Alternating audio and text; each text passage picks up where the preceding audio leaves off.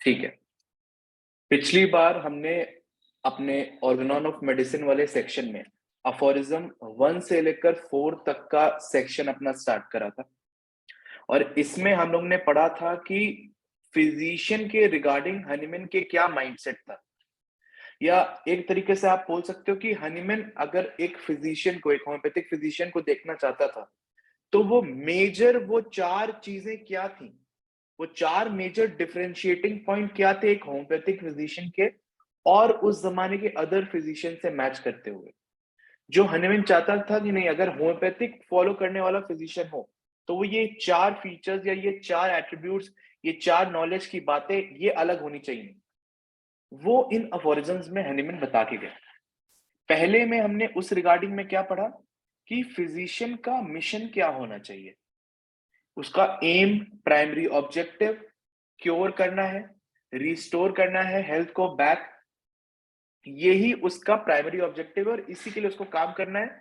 और उसका primary objective क्या नहीं होना चाहिए, जो अफोरिज्म 1 का फुटनोट बताता है कि थ्योरेटिकल मेडिसिन में हमें अपना दिमाग नहीं खराब करना। थ्योरेटिकल मेडिसिन मतलब कि आपके पास पेशेंट आया है, rather than thinking of curing him, उस स्टेप्स को फॉलो करने के बजाय आप उसकी बीमारी के अंदर की पैथोलॉजी को, ये वो हजार चीजें उसको एक्सप्लेन कर रहे हो, just because you do not know how to cure. और उस जमाने में ये बहुत होता था। अब आपको हनीमैन ने फर्स्ट अफोरिज्म में ये बता दिया साफ साफ कि हाँ भैया, फिजिशियन का मिशन ये होता है। अब सेकंड अफोरिज्म, और हमने पढ़ा था कि aphoristic style of writing is, एक aphorism is connected with other aphorism and to others also. तो आज उसका एक और एग्जांपल हमें देखने को मिलता है उसी राइटिंग स्टाइल का, कि जैसे ही फिजिशियन का मिशन हनीमैन ने डिफाइन करा, उसके जस्ट बाद उन्होंने उसके आइडियल पर्सपेक्टिव को डिफाइन करने की कोशिश करी कि the highest ideal of cure क्या होगा। और ये आइडियल पर्सपेक्टिव बताना बहुत इंपॉर्टेंट था, क्योंकि आप ये चीज समझ चुके हैं अभी तक कि क्योर उस जमाने में जितने थे सब कह रहे थे हम कर रहे हैं। इसीलिए हनीमैन ने रैशनल भी हटाया था, क्योंकि रैशनल तो सभी बन गए थे। तो हनीमैन लिख के देना चाहता था अपनी ऑर्गेनॉन ऑफ मेडिसिन में कि जब मैं क्योर की बात करता हूं और क्योर को डिफाइन करता हूं, तो क्योर के कुछ आइडियल पर्सपेक्टिव्स होते हैं, और अगर क्योर उसी ढांचे में बैठेगा या उसके आसपास बैठेगा, तो ही मैं उसको क्योर मानूंगा, नहीं तो क्योर नहीं मानूंगा। वेगली किसी भी चीज को हम क्योर नहीं कह सकते just because they follow certain criteria. It is well defined. ये कुछ भी थ्योरेटिकल नहीं देना चाहते थे, वो डिफाइन करके जाना चाहते थे, फैक्चुअल बातें करना चाहते थे कि भैया ये क्वालिटीज या एट्रीब्यूट्स मिलेंगे, तब तुम कह सकते हो कि हाँ तुमने highest ideal of cure follow किया है। नहीं मिलेंगे, then rethink about your case taking, rethink about your way of treat, how you have handle sorry how you have handle the case. अब सबसे पहले इंपॉर्टेंट बात जो इस अफोरिज्म में आती है, जो हम सेकेंड अफोरिज्म पढ़ते हैं, ये वर्ड जो है हाईएस्ट आइडल ऑफ क्योर। ये आइडियल मतलब किसी को पता है? कोई मीनिंग बताएगा कि ये आइडियल, क्योंकि अगर आपको इस अफोरिज्म को समझना है, इसके क्रक्स को, इसके बेस को समझना है, तो आपको ये आइडियल टर्म को समझना पड़ेगा बहुत अच्छे से।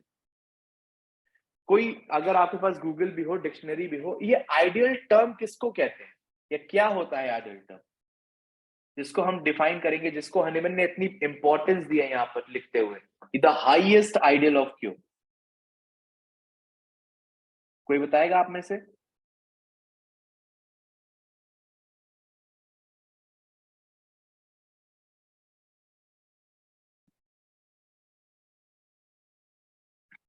चलो कोई नहीं। अगर तुम डिक्शनरी में जाके आइडियल की मीनिंग सर्च करोगे, तो डिक्शनरी में मीनिंग दो आएगी। एक आएगी मोस्ट सूटेबल, एक आएगी परफेक्ट या फिर most suitable. satisfying one's conception of what is perfect and most suitable। पर एक चीज अब अच्छे से समझ के सोच के देखो, क्या क्योर को हम परफेक्ट क्योर डिफाइन कर सकते हैं? कि हाँ ये होगा तो ये परफेक्ट क्योर है।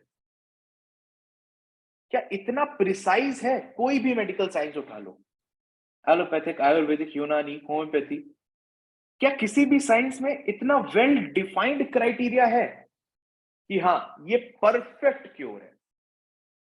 ऐसा आपको कहीं भी नहीं मिलता। इसीलिए जब आप आइडियल की मीनिंग सर्च करेंगे तो उसमें एक और मीनिंग निकल के आती है, और वो होती है existing only in the imagination, desirable और perfect but not likely to become a reality. ये मैं आपको इसलिए बता रहा हूं क्योंकि जब हनीमैन यहां पर हाईएस्ट आइडियल ऑफ क्योर की बात कर रहे हैं, तो उसका मतलब ये नहीं है कि एकदम इस पे फिक्स हो जाना है, फिक्सिटी बना लेनी है कि यही यही ऐसे ही होगा। हनीमैन ने आइडियल की जब बात करी है तो नियर परफेक्ट बात करी है। नथिंग इज परफेक्ट, कोई भी चीज परफेक्टली नहीं मिलती है इस सोसाइटी में, या इस फिजिक्स के लैंग्वेज में देख लो, कोई आइडियल मशीन नहीं होती, कहीं ना कहीं थोड़ा बहुत फ्रिक्शन होता ही होता है। वैसे ही एक आइडियल क्योर प्रेजेंट नहीं होता है। ये एक ढांचा है कि ये नियर परफेक्ट ऐसा होना चाहिए, एकदम ऐसा होना चाहिए, ऐसा हनीमैन नहीं कह रहे। तो ये आइडियल टर्म को समझना बहुत इंपॉर्टेंट है। It is not telling you to be perfect, it is telling you to be near those perfect attributes that you have he has told। ये जो attributes मैं बता रहा हूं उसके करीब करीब करीब करीब आपका क्योर लाई करना चाहिए, और एकदम लाई करे तो बहुत अच्छा है, पर ऐसा देखने को बहुत ज्यादा नहीं मिलता है। क्यों? इसका एक और रीजन है। हम थोड़ा आगे आते हैं अफोरिज्म में। Highest ideal of cure is, पहले क्या बोल रहे हैं वो, रैपिड, जेंटल एंड परमानेंट। अब जब ये रैपिड की यहां पर बात हो रही है, तो एक बात बताओ, अगर कोई पेशेंट मेरे पास आया है, मैं उसको 2 दिन में ठीक कर दे रहा हूं, और कोई पेशेंट मेरे पास आया है, मैं उसको 4 दिन में ठीक कर दे रहा हूं, तो क्या दोनों क्योर आइडियल नहीं होंगे? क्या दोनों क्योर रैपिड नहीं कहलाएंगे? या 2 में हुआ इसलिए 2 वाला रैपिड कहलाएगा और 4 वाला हमारा रैपिड नहीं होगा तो परफेक्ट क्योर नहीं, हम हटा देंगे उसको? ये हाईएस्ट स्टाइल ऑफ क्योर को फॉलो नहीं करता। आपको ये समझना पड़ेगा होम्योपैथी में कि होम्योपैथी का पिलर है इंडिविजुअलाइजेशन। हर पेशेंट अलग है, हर पेशेंट की ससेप्टेबिलिटी अलग है, हर पेशेंट का एक्सप्रेशन ऑफ डिजीज अलग है, और हर पेशेंट की एक बेसिक वाइटैलिटी अलग है। अगर आपके पास कोई अक्यूट डिजीज में पेशेंट आ रहा है एक ही बीमारी लेके, से for he is suffering from coryza, 4 लोग आपके पास आए सर्दी जुकाम कोराइजा को लेते हुए आपको दिखा रहे हैं, आप एक को 1 दिन में ठीक कर दोगे, एक को 2 दिन में कर दोगे, एक को 3 दिन में, एक को 4 दिन में, चारों ही रैपिड होंगे। क्यों? क्योंकि इसका जजिंग क्राइटेरिया ये नहीं है कि सबसे शॉर्टेस्ट, इसका जजिंग क्राइटेरिया कुछ और है, जो मैं आगे जब समझाऊंगा इस अफर्जन को तो आपको बताऊंगा। हर इंडिविजुअल टू इंडिविजुअल ये highest ideal of cure change होगा, लेकिन बहुत ड्रास्टिकली नहीं, near perfect, near that range. और ये डिफाइन करना पड़ेगा कि अगर ये रैपिड बोल रहे हैं और ये शॉर्टेस्ट बोल रहे हैं तो इसकी क्या डेफिनेशन है। अब एकदम 2 दिन 4 दिन तो डिफाइन कर नहीं सकते, तो क्या वो नियर परफेक्ट हम किसको कहेंगे, उसको हम आगे पढ़ेंगे आज। आई होप ये हाईएस्ट आइडल ऑफ क्योर समझ में आपको आ गया होगा, क्योंकि ये बहुत इंपॉर्टेंट बेस है इस अफोरिज्म का। अब नेक्स्ट चीज, ये जो आप बात पढ़ रहे हैं कि ये आइडल ऑफ क्योर है, ये हनीमैन से बहुत पहले दे दिया गया था बाय एस्क्लेपिडियस, और उन्होंने लिखा था सीटो टूटो एट जंकंडे, that is disease should be treated steadily, safely and agreeably. इनको हिपोक्रेट्स ऑफ क्रॉनिक डिजीज भी कहा जाता था। और ये मापदंड दे गए थे, Hahnemann was a great reader of history of medicine. 2000 साल बाद इनके जाने के, अगर कोई इस मापदंड पे इसको फैक्चुअली प्रेजेंट कर पाया है, इसको एक्सपेरिमेंट और ऑब्जर्वेशन के बेस पे प्रेजेंट कर पाया है, then he is Hahnemann alone.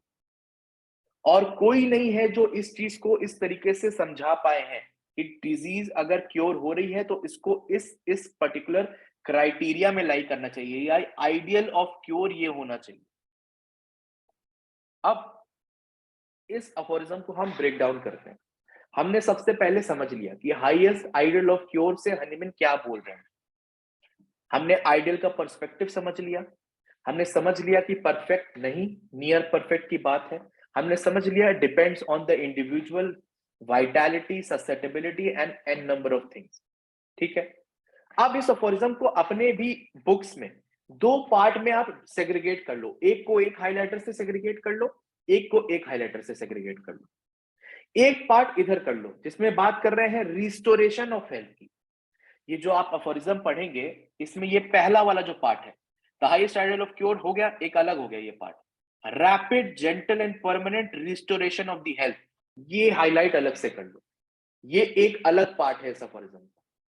और इसके बाद और उन्होंने लिखा है और removal and annihilation of the disease in its whole extent in the shortest, most reliable and most harmless way, ये एक अलग कर लो।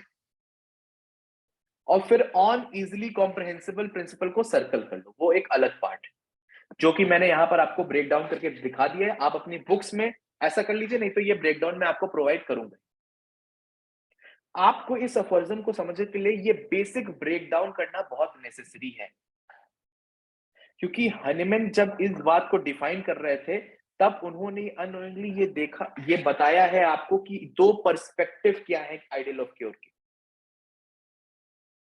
एक, अच्छा चलो अब एक एक करके इस पर्सपेक्टिव पे आते हैं, फिर इसके बारे में और डिटेल में बात करेंगे। जब यहां पर हनीमैन रैपिड बात कर रहे हैं तो ये रैपिड से क्या मतलब होता है, या फिर रैपिड से भी पहले एक मैं आपसे बेसिक क्वेश्चन करता हूं, प्लीज इसका कोई जवाब देने की कोशिश करना। ये दो डिमार्केशन क्यों करे हैं, ऐसे अलग क्यों लिखा है? रैपिड शॉर्टेज बहुत मिलता जुलता है, ठीक है ना, परमानेंट, मोस्ट हार्मलेस, ये सब मतलब अलग अलग डिमार्केट क्यों करना पड़ा और करके क्यों लिखना पड़ा हनीमैन को? क्या सिग्निफाई करना चाह रहे हैं यहां पर हनीमैन जब ये दो तरीके से आपको बता रहे हैं? कोई भी थोड़ा सा सोच के इसको जवाब देने की कोशिश करो।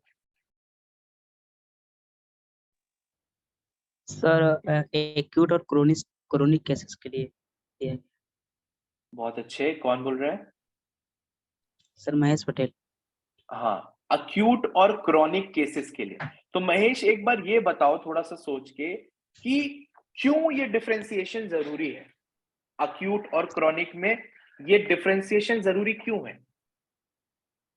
सर जो एक्यूट केसेस होती हैं सर, वो क्या है कि थोड़ी समय में किसी भी पेशेंट को बहुत ज़्यादा अफेक्ट कर सकती हैं उसके उसके मतलब बॉडी ऑर्गन्स पे।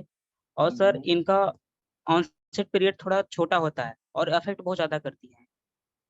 लेकिन सर जो मेरा क्रोनिक केसेस होता है सर, ये क्या होती है कि इनका ऑनसेट धीरे-धीरे होता है और ये सर अपने मतलब बहुत लंबा इफेक्ट डालती है अपने ऑर्गन पे, बॉडी पार्ट्स पे। तो सर ठीक, ये जैसे-जैसे धीरे-धीरे आई थी तो धीरे-धीरे ही जाएँगे। ठीक है महेश भाई, लाइन ऑफ थिंकिंग एकदम सही है, एकदम सही चीज तुमने पकड़ी है। अब मैं आपको अफोरिज्म 72 पे एक बार ले जाना चाहूंगा कि आप अफोरिज्म 72 अपने अपनी ऑर्गेनॉन ऑफ मेडिसिन में जाइए और वहां जाके देखिए कि हनीमैन ने ये जो यहां पर दो डिमार्केशन करे हैं ना, ये बेसिकली आपको अक्यूट का हाईएस्ट आइडियल ऑफ क्योर और क्रॉनिक का highest ideal of cure define कर रहे हैं। अगर आप 72 अफोरिज्म में जाएंगे तो वहां पर आपको दिखेगा the disease to which man is liable are either, दो प्रकार के होते हैं, एक ग्रीन में जो लिखा है, एक ब्लू में लिखा है। Rapid morbid processes of the abnormally deranged vital force which have the tendency to finish the course more or less quickly but always in a moderate time, these are termed acute disease. अभी हम सिर्फ acute की बात करेंगे, chronic में बात में आएंगे। हनीमैन क्या बोल रहे हैं? रैपिड मॉर्बिड प्रोसेसेस, ये रैपिड यहां पर मार्क कर लो और फिर ये रैपिड यहां पर मार्क कर लो।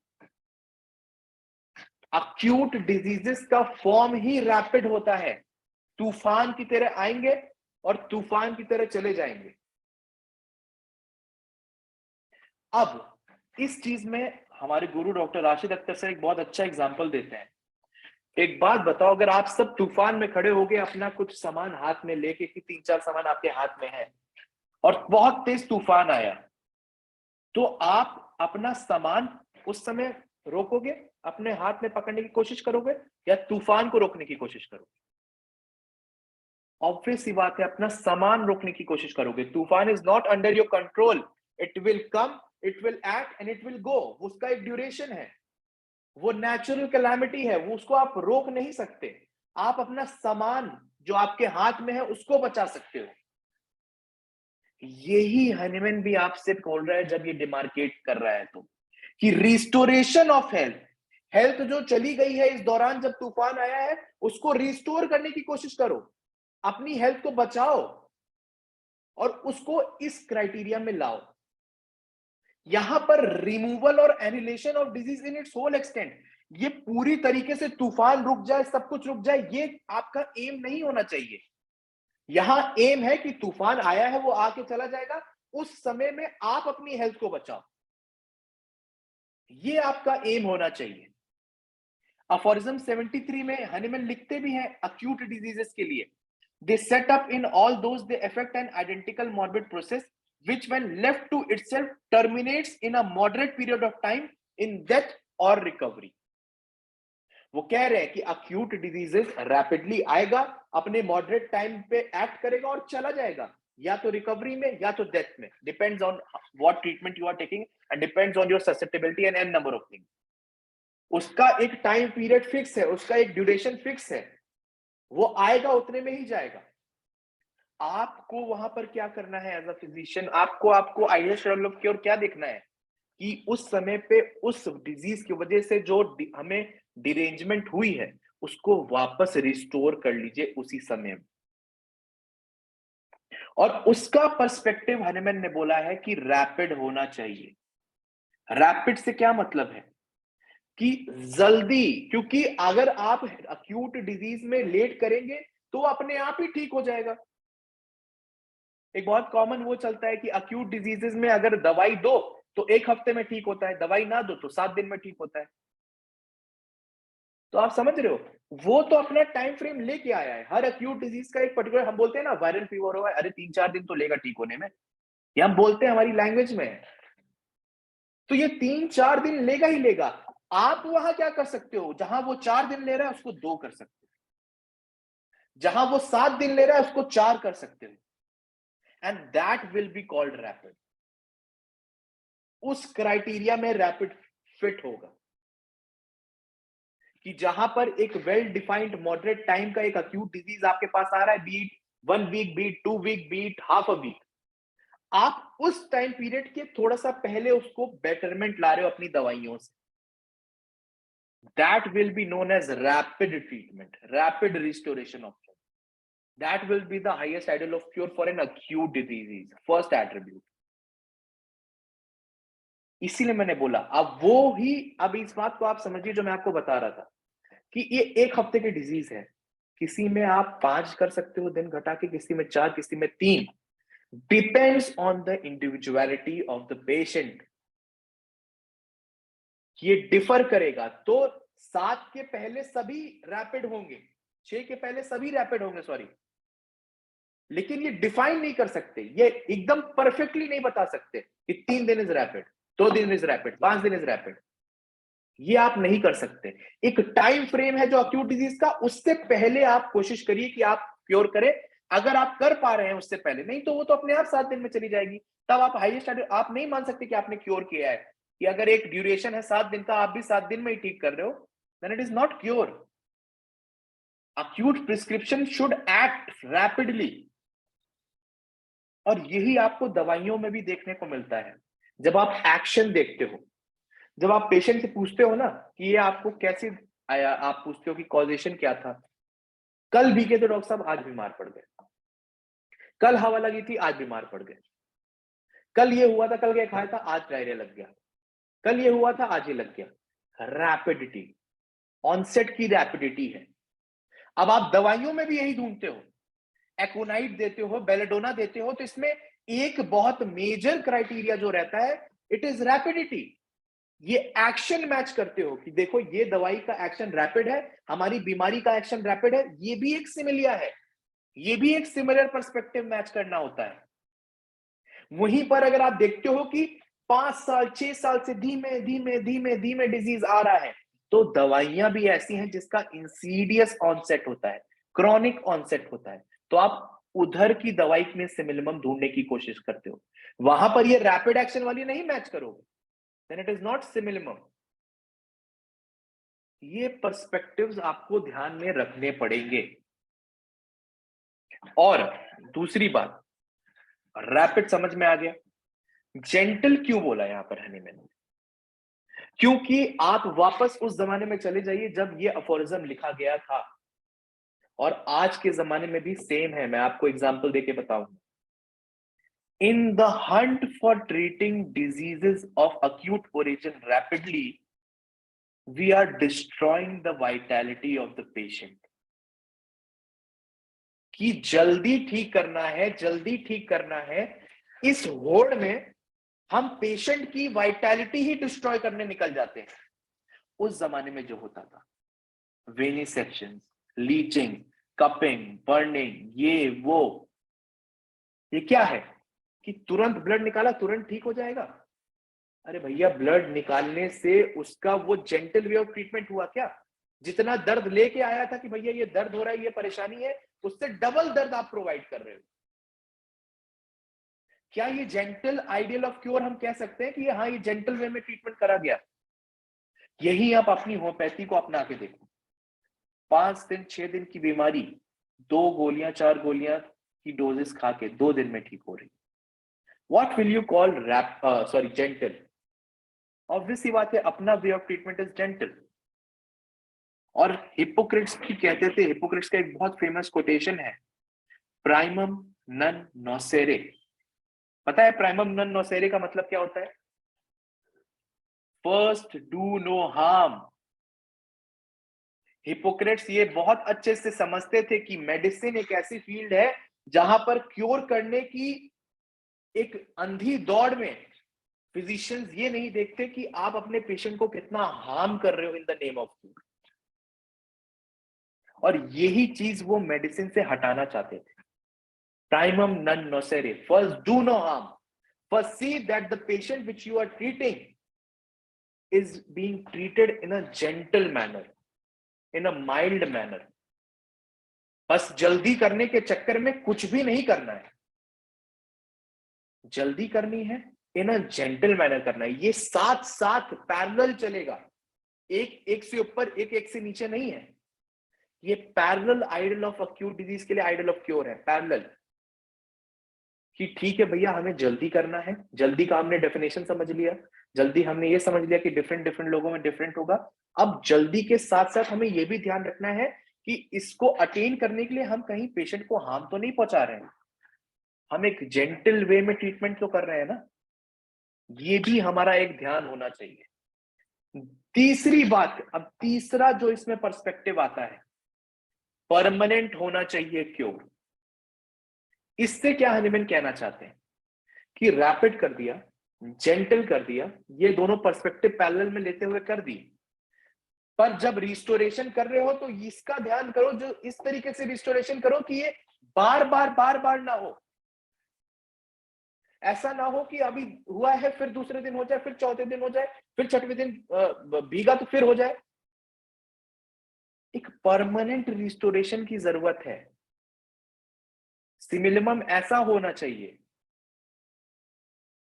नहीं तो अगर ठंडी है, ठंड का मौसम चल रहा है, एक बार बीमार पड़ा तो ठंड थोड़ी खत्म हो जाएगी उसके बाद, ठंड तो वैसी ही रहेगी। वो तो अपना ड्यूरेशन है 4-5 महीने का ठंडी का। आप एज अ फिजिशियन क्या करोगे कि आपकी दवाई उसको रैपिडली जेंटली के साथ साथ ऐसा ठीक करे कि उस ठंड में उसको और दिक्कत ना हो, रिकरेंसी ना हो, परमानेंट रिस्टोरेशन ऑफ हेल्थ हो उसका। ऐसा ना हो कि आज आपने दिया, 2 दिन को ठीक हुआ, तीसरे दिन फिर बीमार पड़ गया, 3 दिन को ठीक हुआ, चौथे दिन फिर बीमार पड़ गया। ये रिकरेंसी नहीं मिलनी चाहिए। ये आफ्टर सफरिंग्स, आपको याद है क्योर की डेफिनेशन जो हमने पहले पढ़ी थी, ये याद है आपको?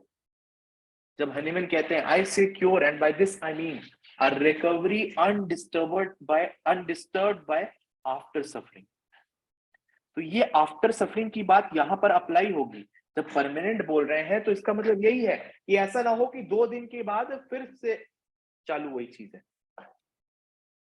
तो अगर एक अक्यूट डिजीज लेके आपके पास पेशेंट आ रहा है, then your perspective of ideal cure should be restoration of health, not removal of disease or removal of annihilation of disease in whole extent. ये नहीं कि पूरे तरीके से अब निकाल के रख दूंगा चाहे 15-20 दिन लग जाए, नहीं।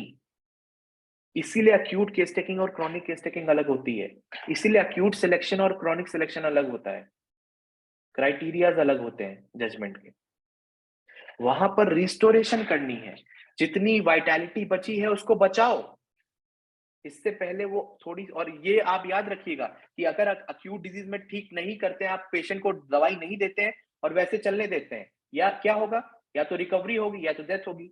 रिकवरी हुई तो रिकवरी का मतलब ये नहीं है कि हाँ चलो रिकवरी तो हो जा रही है तो फिर ऐसे ही रिकवरी हो रही तो क्या दिक्कत है।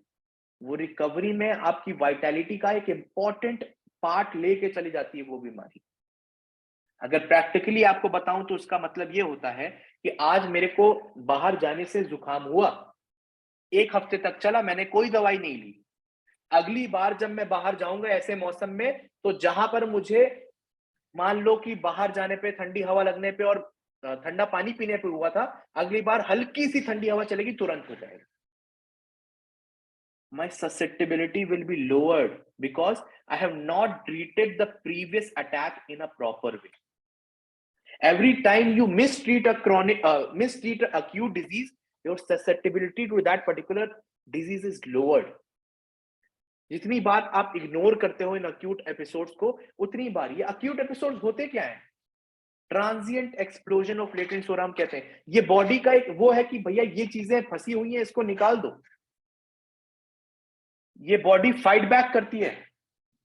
अब आप उस पर ध्यान नहीं दोगे, उसको बार बार होने दोगे, तो कल को जाके यही क्रॉनिक साइनोसाइटिस बन जाएगा, कल को जाके यही अक्यूट क्रॉनिक रेस्पिरेटरी इलनेस बन सकता है, कल को जाके यही अस्थमा बन सकता है।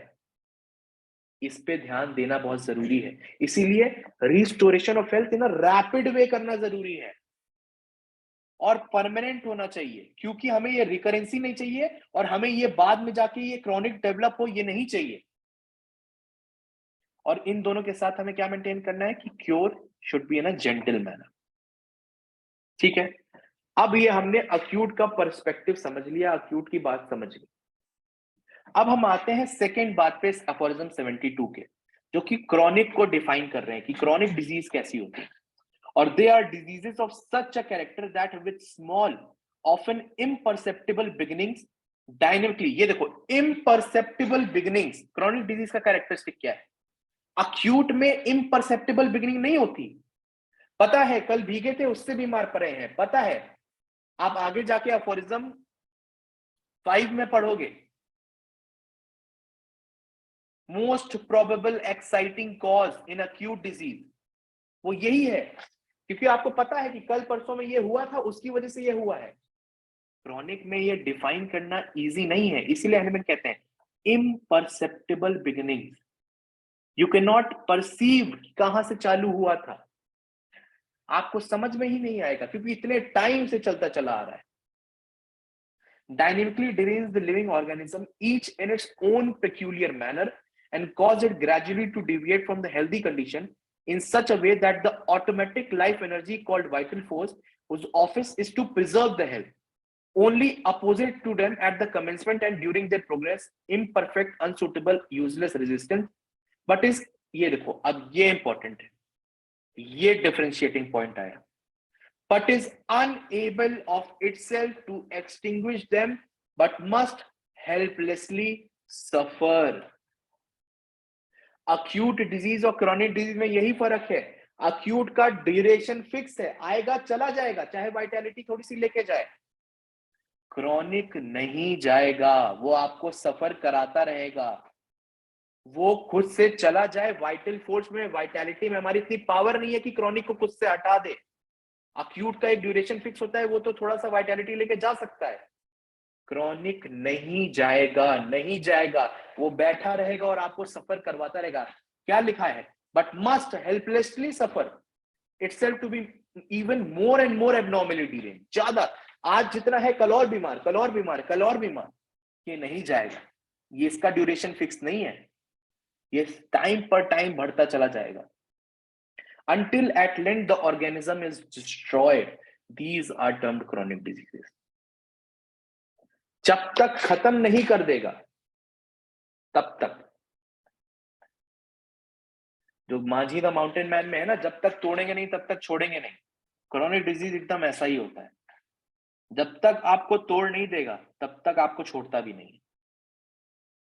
तो आपको अब समझ में आएगा कि यहां पर जब highest ideal of cure chronic disease की बात हो रही है तो हनीमैन ने ये क्यों लिखा है। रिमूवल और एनहलेशन टर्म की इंपॉर्टेंस समझो। एनहलेशन मतलब जड़ से उखाड़ फेंकना, डिस्ट्रॉय कर देना of disease in its whole extent. जितने समय से आई हुई है, जितनी भी ब्रांचेस है, जितनी भी जो भी है, जड़ से इस क्रोनिक डिजीज को उखाड़ना है। क्यों? क्योंकि ये दिन प्रतिदिन बढ़ती चली जा रही है और आपको डिस्ट्रॉय करेगी, आपको खत्म कर देगी। इसका एक मॉडरेट टाइम पीरियड नहीं है कि आके चली जाएगी। तो यहां पर रिस्टोरेशन करके रैपिडली आप वो नहीं कर सकते, यहां पर आपको जड़ से उखाड़ना पड़ेगा। नहीं उखाड़ोगे तो ये बढ़ बढ़ के ये डिस्ट्रॉय करेगी आपको। ये नीड है आपकी क्रोनिक डिजीज में कि इसको एनिलेट करना पड़ेगा पूरे एक्सटेंट में, इसके पूरे पर्सपेक्टिव में। यही एट्रीब्यूट्स इंपॉर्टेंट होते हैं। अब दो चीजें समझो, रैपिड लिखा, शॉर्टेस्ट लिखा, बड़े सिमिलर वर्ड्स हैं पर अक्यूट क्रोनिक में अलग अलग लिखा।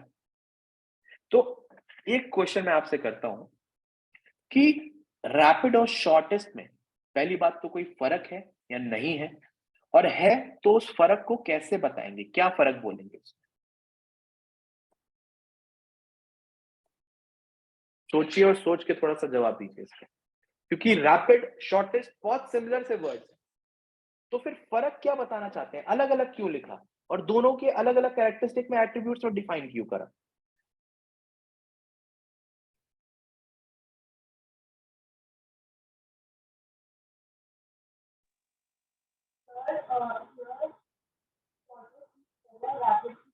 कोई जवाब देगा? कोशिश करो, एक डिस्कशन ही है, कॉमन सेंस से सोचो थोड़ा कि जिस तरीके से एक्यूट और क्रोनिक डिफाइन करा है। हाँ बताओ सर। जैसे क्रोनिक डिसीज जो होती है वो टाइम लेती है क्योर करने के लिए, तो रैपिड तो नहीं हम क्योर कर सकते हैं, पर जो उसका जो टाइम होना चाहिए क्योर करने का वो शॉर्टेस्ट होना चाहिए। इसलिए यहाँ पे हमने रैपिड यूज किया है ना कि शॉर्टेस्ट यूज किया है ना कि रैपिड। क्या नाम है? सर कौन बोल? नंदिनी। नंदिनी, बहुत अच्छा आंसर, बहुत अच्छा आंसर है। और ऐसे ही आप लोग आंसर करा करो, क्योंकि पता चलता है फिर आप लोग भी इंटरेक्टिव हो, सुन रहे हो ना। बहुत सही आंसर है नंदिनी, इसको मैं एक्सप्लेन करता हूँ डिटेल में, फिर तुम्हें और अच्छे से समझ में आएगा कि इस पे हम क्यों ऐसा लिखा गया है यहाँ पर शॉर्टेस्ट। देखो, अक्यूट डिजीजेस में बताया 7 दिन 5 दिन, वो कॉन्सेप्ट आपको समझ में आ चुका है। क्रॉनिक डिजीजेस 1 दिन 7 दिन 8 दिन 2 दिन 10 दिन के नहीं होते हैं। 5 साल 6 साल 8 साल 15 साल 20 साल 25 साल 10 साल ऐसे होते हैं। तो क्या 10 साल की डिजीज 10 दिन में ठीक कर दोगे? नहीं कर पाओगे। 20 साल की डिजीज 20 दिन में ठीक कर दोगे? नहीं कर पाओगे। तो शॉर्टेस्ट का मतलब क्या हुआ? यहां पर मैं आपको मतलब समझाने की कोशिश करता हूं। आप एक चीज इमेजिन करो, एक रोड है, मान लो ये ए पॉइंट है, ये ए पॉइंट मान लो, ये बी पॉइंट है, ठीक है। दोनों के बीच में एक रास्ता है।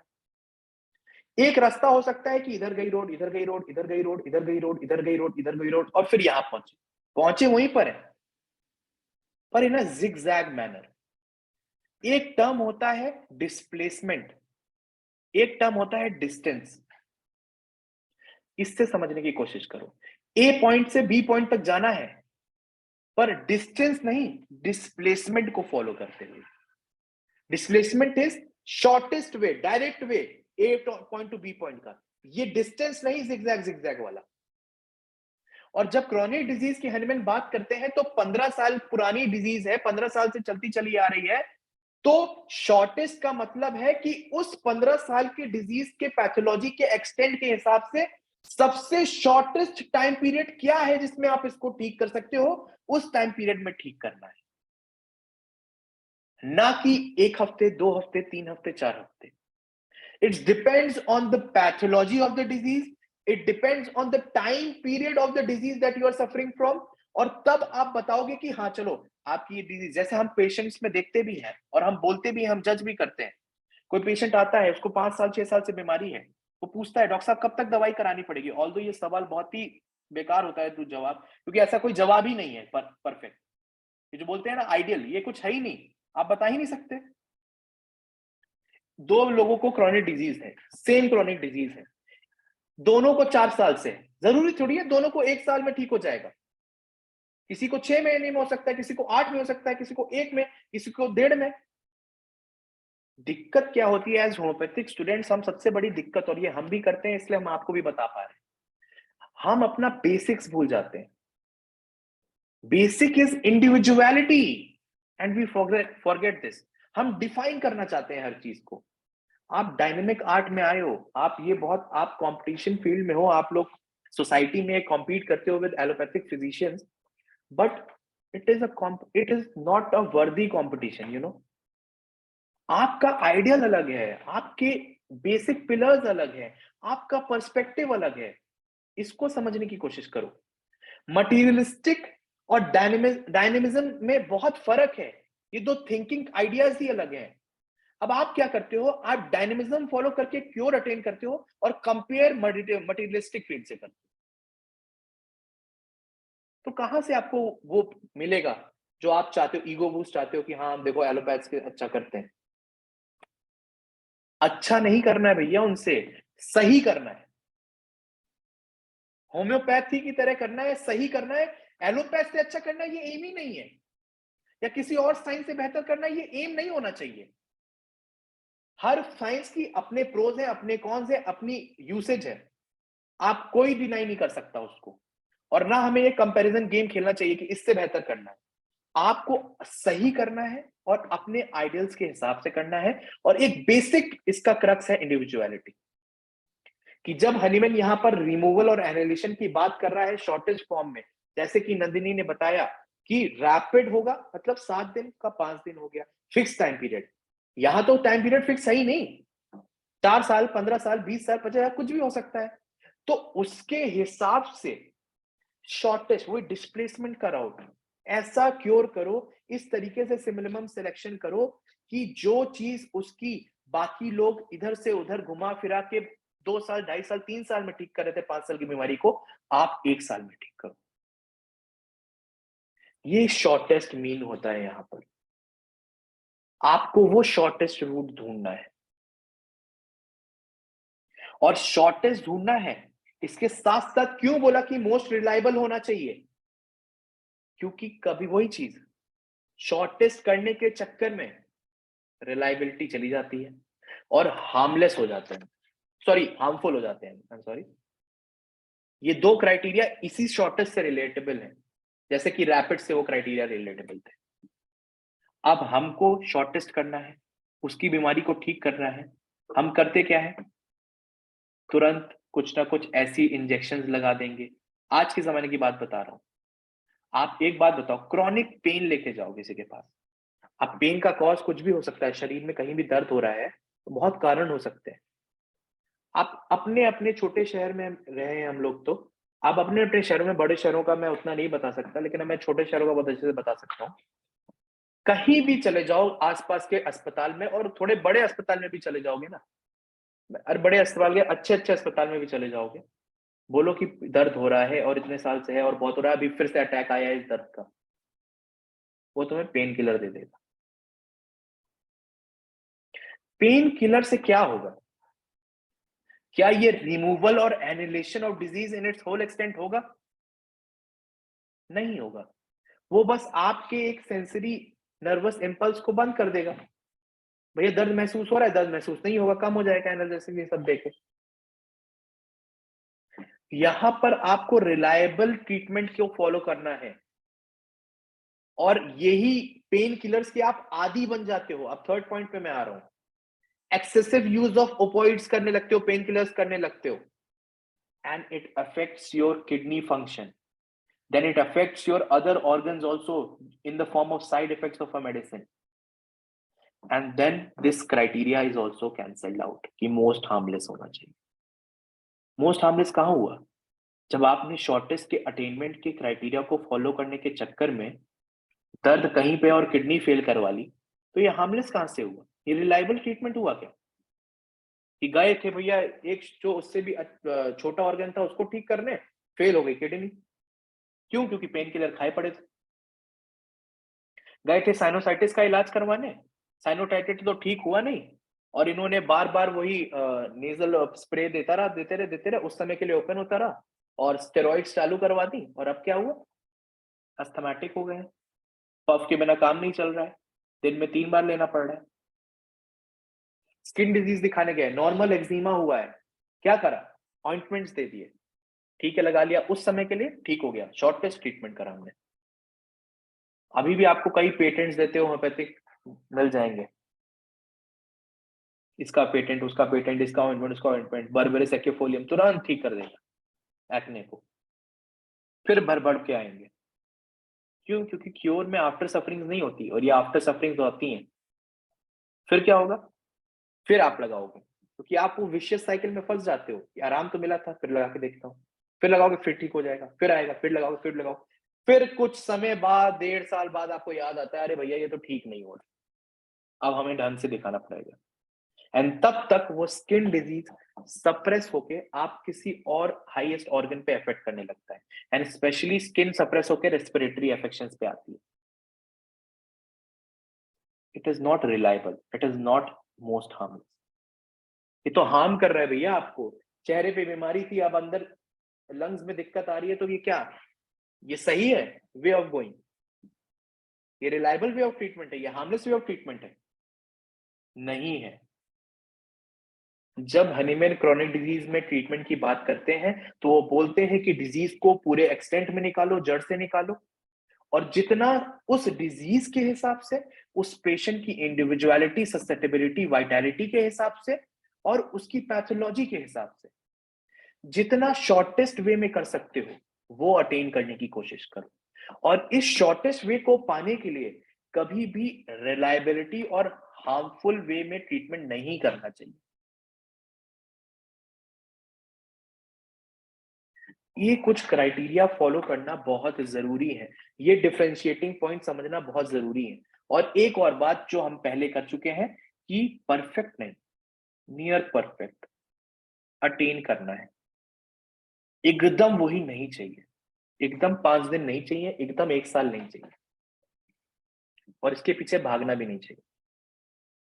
अब लास्ट पार्ट पे आते हैं हम आज के अफोरिज्म के। ठीक है भैया, हाईएस्ट एंगल ऑफ क्योर समझ गए, अक्यूट का क्राइटेरिया और क्रॉनिक का क्राइटेरिया समझ गए। नेक्स्ट जो लास्ट उन्होंने लिखा है, ऑन इजिली कॉम्प्रहेंसिबल प्रिंसिपल्स। इसको कोई बताने की कोशिश करेगा कि ये इजिली कॉम्प्रहेंसिबल प्रिंसिपल्स से क्या बोलना चाहते हैं। डिफाइन कर चुके हैं आइडियल ऑफ क्योर, एट्रीब्यूट्स बता चुके हैं, फिर ये प्रिंसिपल्स के अकॉर्डिंग करना है, ये लिखने की जरूरत क्या पड़ी?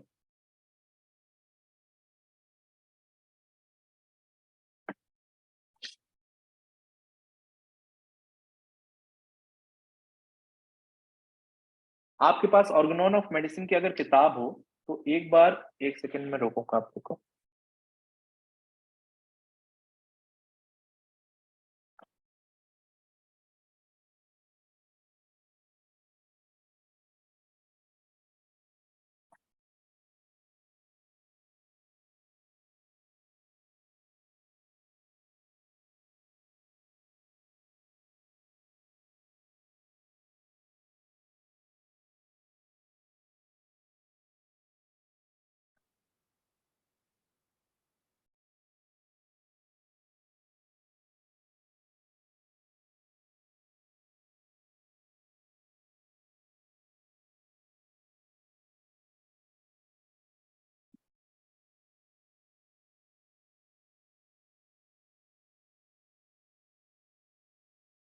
एक सेकेंड, क्या दिख रहा है आपको?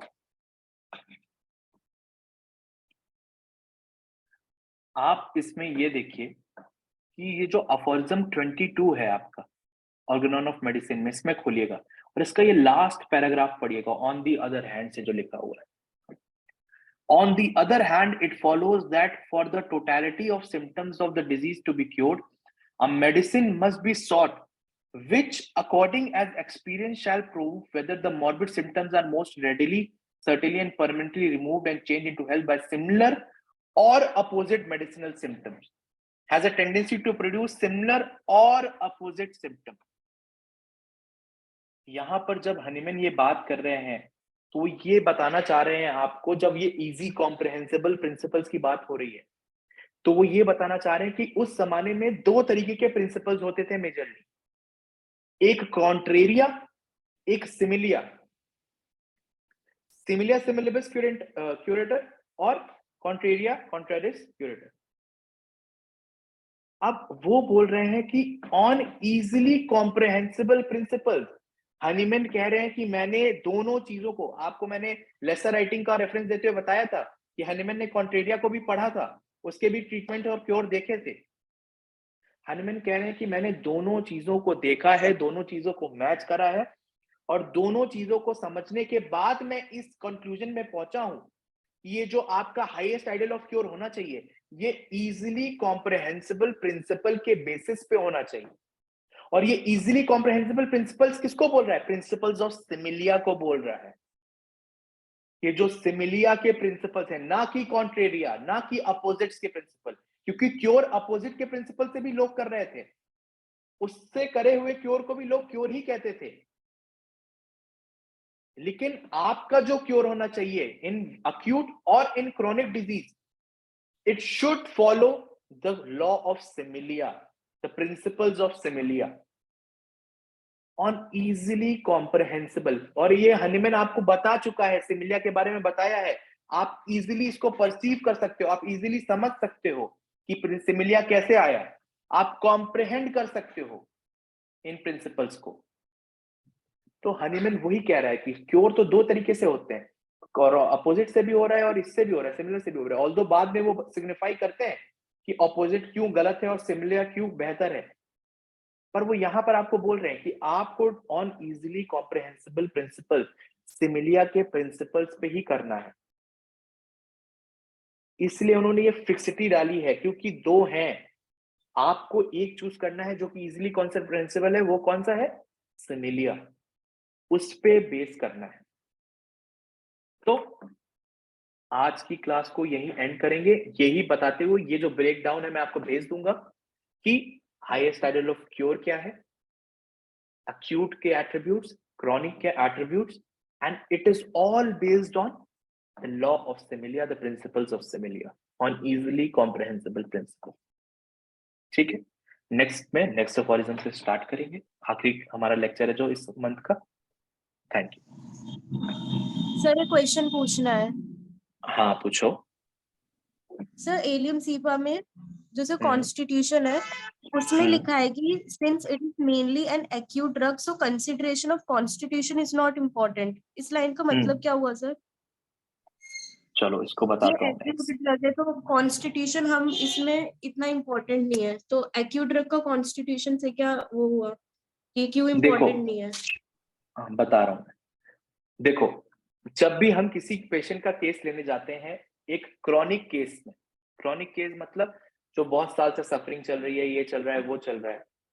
मान लो मैं एक पेशेंट हूं जो क्रॉनिक डिजीज से सफर कर रहा है 5 साल से, मैं तुम्हारे पास आया हूं, तुम मेरी केस टेकिंग लेने बैठोगी तो तुम मेरी हर चीज नोटिस करोगी, हर एट्रीब्यूट्स को नोट डाउन करोगी, मेरा सब कुछ नोटिस करा जाएगा ना, फिजिकल मेंटल टेम्परामेंट कैसा है कि जो कॉन्स्टिट्यूशन का पार्ट बनता है। कॉन्स्टिट्यूशन क्या है? आपके फिजिकल और मेंटल एट्रीब्यूट्स को हम कॉन्स्टिट्यूशन कहते हैं, जो बचपन से लेकर अभी तक आप बना के आ रहे हो, ठीक है ना।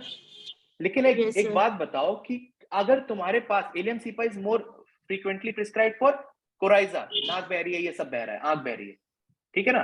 अब पेशेंट आया है कि डॉक्टर साहब कल मेरे को ये सर्दी लगी और आज मेरी आंख और नाक बह रही है। अब यहां पर तुम उसकी फिजिकल मेंटल एट्रीब्यूट्स लेने 15 मिनट आधा घंटा बैठ के पूछोगी क्या नो सर। कि बताओ नहीं आपका मेंटल कैसे है, आप कैसा फील करते हो, क्या करते हो? ये जब ये ज्यादा क्लियर तब होगा जब अक्यूट और क्रॉनिक केस टेकिंग का फर्क समझो। अक्यूट में केस टेकिंग बहुत शॉर्ट होती है, क्रॉनिक में केस टेकिंग बहुत डिटेल्ड होती है। रीजन बीइंग अक्यूट में आपको कुछ पॉइंटर्स उठाने हैं, मेजर पॉइंटर्स मैं आपको बता दूं क्या, कॉजेशन उठाना है, किस वजह से बीमार हुआ, भीगने से हुआ, सर्दी से हुआ, ठंडा पानी पीने से हुआ, खट्टा खाने से हुआ, कॉजेशन उठाया।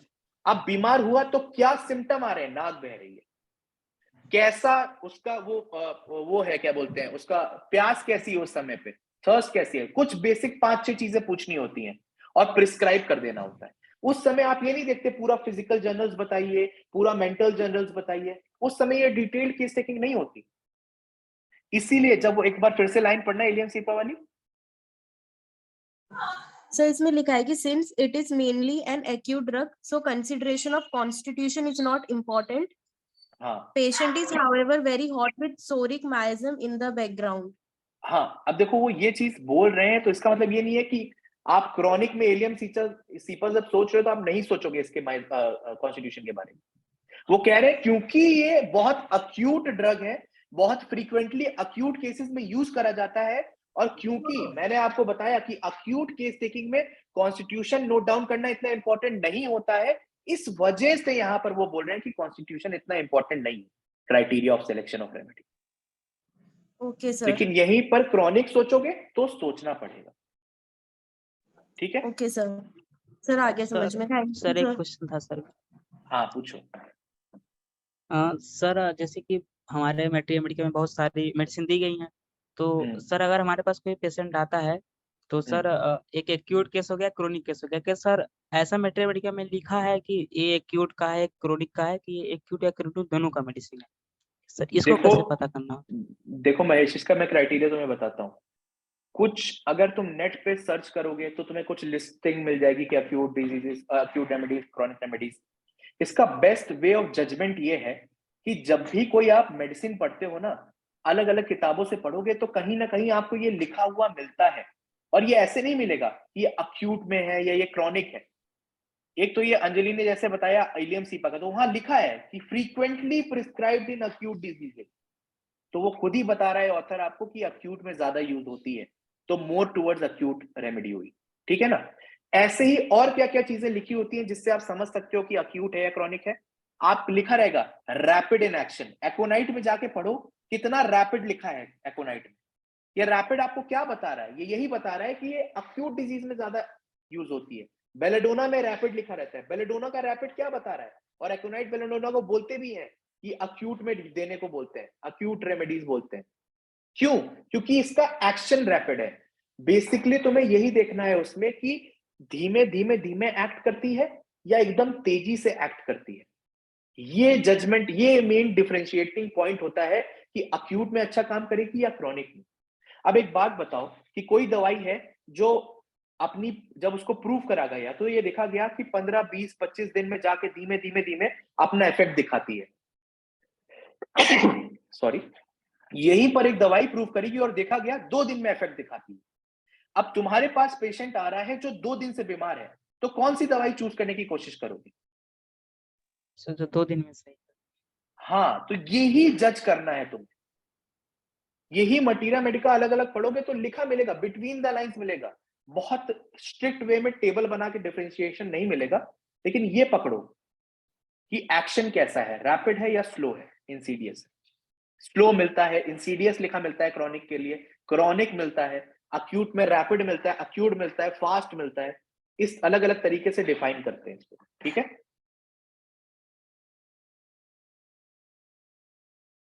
और थैंक कोई यू सर। क्वेश्चन?